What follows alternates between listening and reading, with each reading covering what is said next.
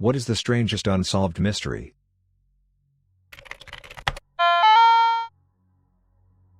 The 169th victim of the Oklahoma City bombing. They found an additional leg in the rubble. DNA tests showed it belonged to another victim who had already been buried but with the wrong leg. The wrong leg had already been embalmed, so they could not get DNA at the time. So who did this leg belong to? All other legs had been accounted for in other victims. They found no other body parts, and nobody else had been reported missing. It was only until 2015 they could get DNA from the leg, but it's still classified as a John Doe. A few conspiracy theories had pop up, like maybe a second bomber that got caught in the blast, but it's still unknown. That guy who ran away from the airport hopped the fence and was never seen again. I should agree.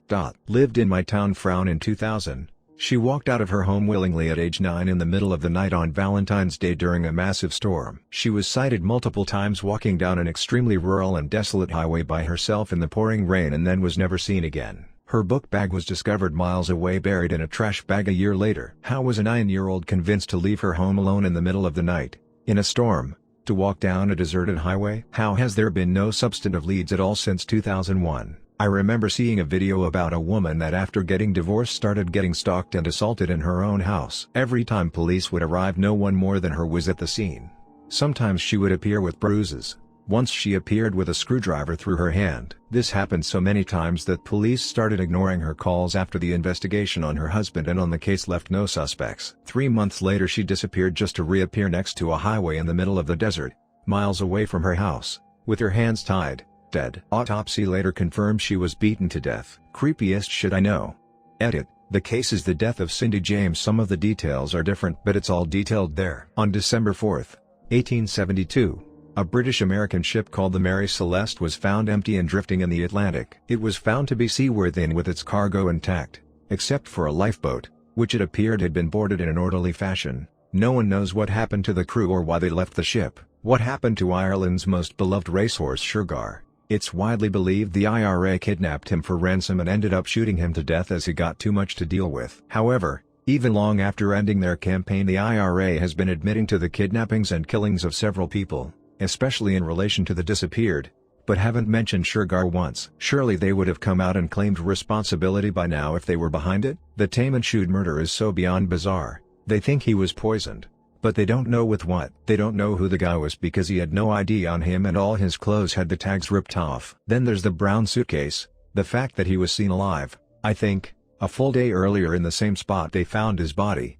Oh, and the strange number code they don't understand. They generally think it has to do with some hardcore Cold War spy shit, but who knows? The stone spheres of Costa Rica. Basically huge spheres that no one has any fucking clue who put them there or, perhaps more importantly, how. The Phoenix Lights. I'm not a big UFO nut, but this is just fucking creepy. Thousands of people, including the governor, saw them. The governor, if memory serves, was a pilot, and when the government came out with their report, flares, after that some type of plane, the governor, once out of office of course, called bullshit. No real explanation. The Ketty Murders. In 1981, Glenna Sharp, her son John, 15, his friend Dana, 17, were found beyond brutally murdered by Glenna's eldest daughter Sheila. She found them, not murdered them. They had been staying in cabin 28 in the Ketty Resort. Sheila had stayed with her friends in cabin 27 and found the bodies in the morning. Her sister, Tina, 12, was missing and her remains were later found some 28 miles away after an anonymous tip was called in. The twist here is that in cabin 28 there were also 3 small children found alive and unharmed in their bedroom.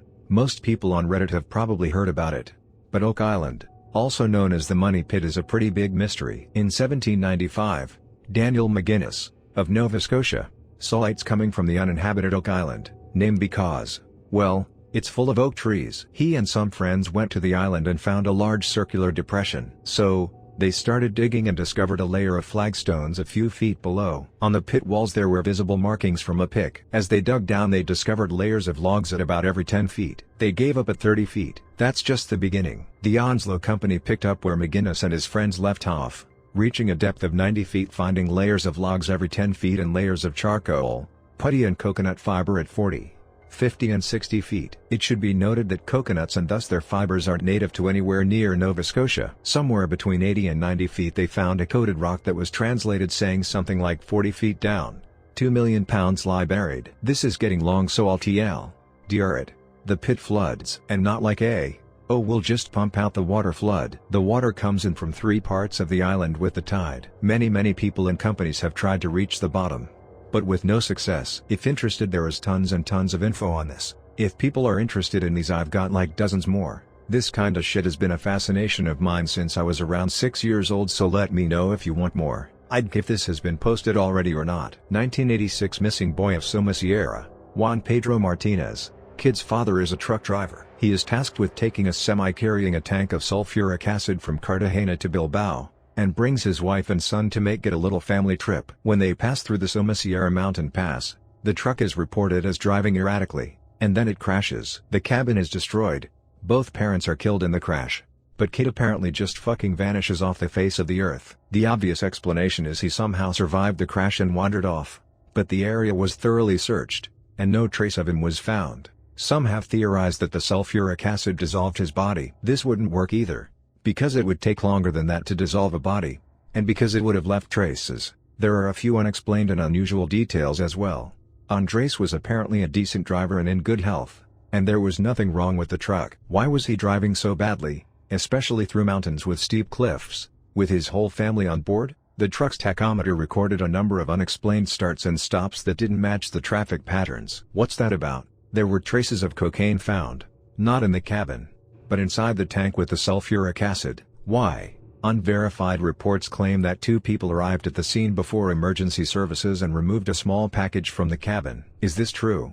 And if so, who were they, and what are they doing? Almost a year later, in 1987, a boy matching Juan Pedro's description was reported in Madrid. He was accompanying an elderly woman, and they were asking about the location of the U.S. Embassy. Was this Juan Pedro? And if so, who is he with, and why? To me, the disappearance of an extra from Scarface, Tammy Lynn Leppert, went missing after a few days of shooting a scene for the film. I think she was the girl Manny flirts with before he shoots up the motel to save Tony, but apparently she was behaving really erratically at home. She left her mother's house on the morning of July 6, '83, likely to keep shooting, and was never seen again.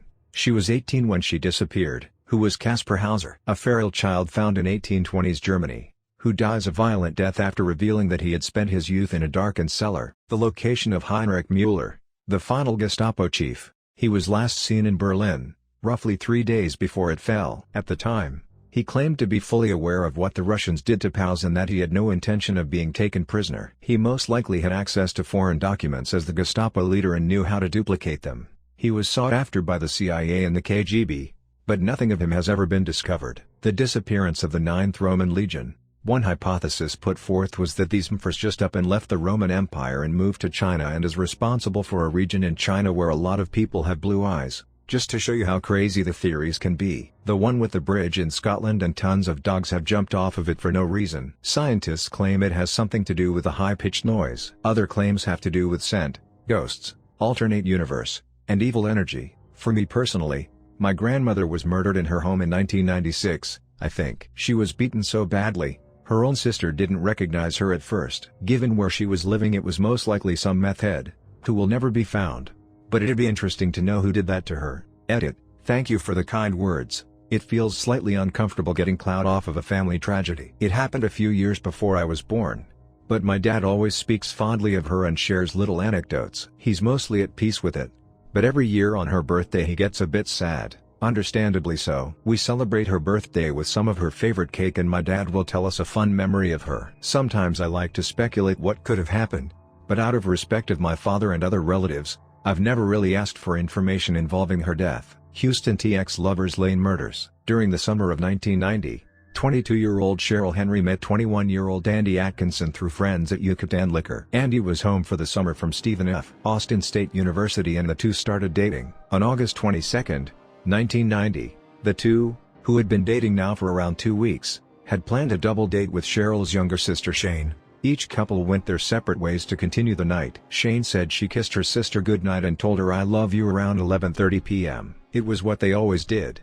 but when Shane woke up in the morning, Cheryl still wasn't home. And over at Andy's house, he also hadn't returned home. Both families contacted the police. A search was conducted for the couple and for the car they were in, Andy's white Honda Civic. In the early evening of August 23, Houston police located Andy's car after a guard who was doing a sweep of an industrial area called it in. It was parked in an isolated cul-de-sac on Enclave Road, an area often used as a lover's lane.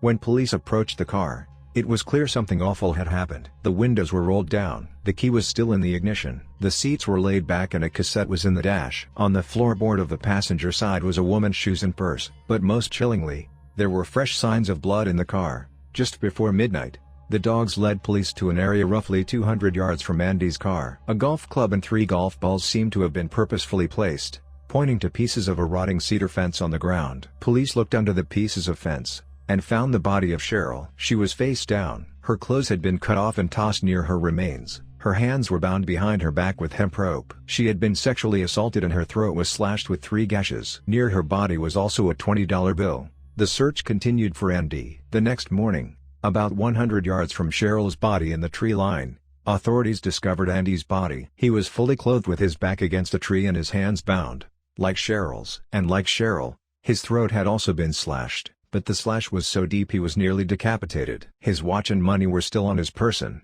ruling out the possibility of robbery as the primary motive. After 32 years this mystery is still unsolved. There's a star called Przybylski's star that's full of plutonium, an element that should not exist anymore in nature as it would have all decayed into other elements. Even if you assume aliens, where did they get so much plutonium? And why would they use it to change the composition of an entire star? Nothing makes sense about it. The lost A-bomb off the coast of America, which the US government said not to worry about in the 50s and tried to cover up, was dumped in the ocean in an aviation accident and it's still lost to this day. 100x more powerful than what was dropped in Japan. There was a girl in the 19th century who was murdered after a party. She went to a friend's to get dressed.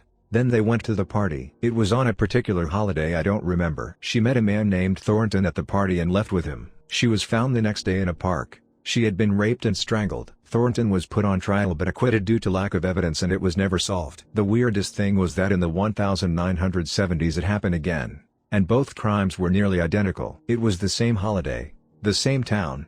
The girl went to a friend's to get dressed and they then went to the party. She met a man named Thornton and left with him, and was found the next day raped and strangled in the same park, very close to where the first girl was found. Again, Thornton was put on trial but acquitted due to lack of evidence. That story is just weird. Also, both girls had the same birthday. Somehow most of my kitchen containers are square and most of the lids are round. Did the Serbian farmer, Tord Martinovic, get injured from a bottle up his arse in a failed masturbation attempt or from an interrogation by 2 Albanian men? During May 1985, he was treated for injuries caused by the insertion of a bottle up his anus. Initially, he claimed that he was attacked by Albanians. While being interrogated, he stated that it was actually caused by him masturbating. The bizarre situation caused widespread controversy and contributed to worsening tensions between Kosovo's Serbs and Albanians. He eventually reverted back to his original story, that he was attacked. Who killed John Benet Ramsey? I just want a clear answer. Tim Mulner. Sends chills down my spine. Young kid from Florida, family-oriented and in college, all the good stuff. One day, in 1984, instead of taking his usual route to school, he decides to drive 50 miles in the opposite direction. He stopped to get gas, and continued on. 4 months after he had disappeared, his folks received a letter from an auto impound company in Atlanta, Georgia which said that he had left his car in a parking lot 6 days after he had initially vanished. They also discovered that he had pretty much emptied his bank account just before he left. On January 31, 1996, a show about unsolved mysteries aired, and Tim Mulner was on it. A guy named Stephen Cull who had seen it called and told them that he recognized Tim's clothes as the ones he had found on a body frozen in an ice block lot in Neosho, Wisconsin 10 years earlier. Through DNA testing, the body was confirmed to be Tim's. So tell me, how does this 24-year-old kid who was incredibly close with his family end up 300 miles away from his home frozen in an ice block in Bumfuck, Wisconsin? The guy who killed a Japanese family stayed hours inside the house with the corpses using their computer and eating their food. He even took a shit and didn't flush the toilet. He left so much DNA in the house and the police haven't found him.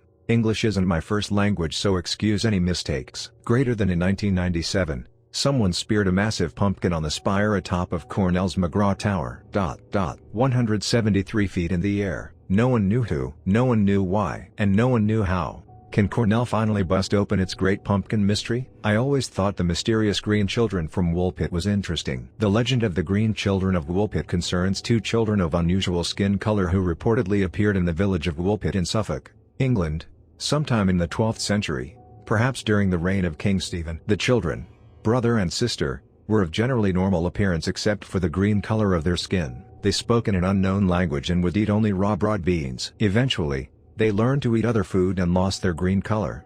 But the boy was sickly and died soon after his sister was baptized. The girl adjusted to her new life, but she was considered to be rather loose and wanton in her conduct. 2. After she learned to speak English, the girl explained that she and her brother had come from a land where the sun never shone. According to one version of the story, she said that everything there was green. According to another, she said it was called St. Martin's Land. I am assuming the kids suffered from some sort of nutritional deficiency, but the story is interesting either way. The case of Branson Perry in 2001. He was cleaning out a house and he told a friend he was going to return a pair of jumper cables to the shed and he never was seen again. The call of the void, what's that about? It's eerie as hell. I've experienced that a lot. The wow signal. Astronomers have speculated for years that, if intelligent alien life were real, they would have similar or better understandings of physical sciences as we do. One thing that is universal in chemistry and physical sciences is frequencies emitted by certain atomic elements. Therefore, intelligent alien life would most likely have an understanding of these frequencies as we do. So, if intelligent life wanted to communicate in a way which was universal between planets, i.e., not a special language or numeric system, then emitting a signal at a certain frequency would be an excellent way of doing that. As hydrogen is the building block of all other elements, due to its simplicity and integral nature, astronomers speculate that, if intelligent life wanted to communicate through frequencies, they would do so in the hydrogen frequency. In the 70s, radio telescopes in the US were pointed up towards the sky collecting any radio data that came in. Most of the data collected are seemingly nothing, just random radio noise. However, in the early morning of August 15, 1977, one of these radio telescope centers began to get a ton of data, and it was all at or near the frequency of hydrogen. And the signal was strong and fairly consistent, meaning that it would be incredibly unlikely it was random radio noise or passing radiation. Technicians monitoring the data were dumbfounded by the signal, and had no explanation for why it was coming or how it was so consistent. So, they just wrote "wow" on the datasheet.